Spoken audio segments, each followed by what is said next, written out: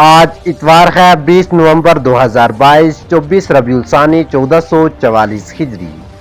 سری نگر سے شائع ہونے والے مقامی اخبارات کی سرخیاں لے کر میں آپ کا میزبان عمران بڑانا آپ کی خدمت میں حاضر ہوں۔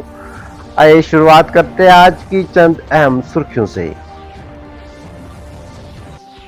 لیفٹیننٹ گورنر کی ہدایت پر انتظامیہ میں فیر بدل، تبدیلیوں و تعیناتوں سے متعلق یک بعد دیگرہ 3 یکساں احکامات جاری، 30 JKS افسران کا تبادلہ، کچھ مزید احکامات تک GAD کے ساتھ منسلک۔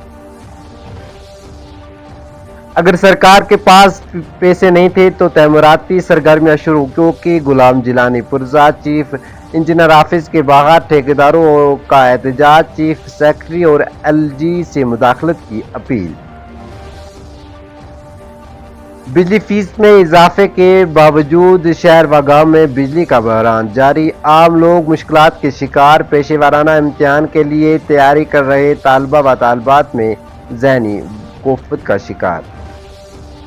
وزیر اعظم مودی نے اروناچل پردیش میں پہلے گرین فیلڈ ہوائی اڈے کا کیا افتتاح، سال 2014 کے بعد ترقی کے ایک نئے باب کا آغاز ہوا، ہر گاؤں تک پہنچنے میں کامیابی حاصل کر لی نریندر مودی۔ قبائلی بچاؤ مارچ کی رجوری قصبے میں زبردست دستک، مارچ میں ہزاروں افراد نے شرکت کی، ST درجے کے تحفظ کے لیے اپنے عزم کو دہرایا۔ میں اسمبلی الیکشن لڑوں گا، doctor Farooq Abdullah. National conference پرامن جموں و کشمیر اور نئی دہلی کے ساتھ بہتر تعلقات چاہتی ہے۔ انسان کی اصل پہچان کسی بھی چیز سے زیادہ اس کی انسانیت ہے، غلام نبی آزاد۔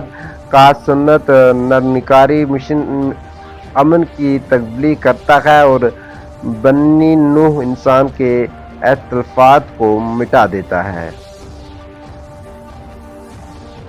کچھ ممالک نے دہشت گردی کو ریاستی پالیسی بنا دیا، سیاسی مفادات سے بالاتر ہو کر تمام ممالک کو دہشت گردی کے خلاف متحد ہونا چاہیے۔ شاہ وادی میں برف برسات کے اگلے مرحلے کی پیشن گوئی، مطلع آبر آلود، شدید ٹھنڈ سے لوگوں کا حال بے حال۔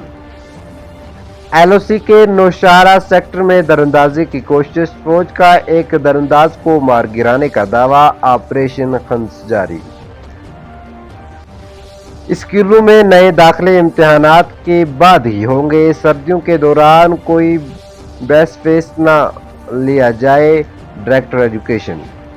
کسی بھی ملک کو اکسانے میں یقین نہیں رکھتے، لیکن ملک کے اتحاد اور صلاحیت کو نقصان پہنچانے کی کوشش کرنے والوں کو بخشے بھی نہیں۔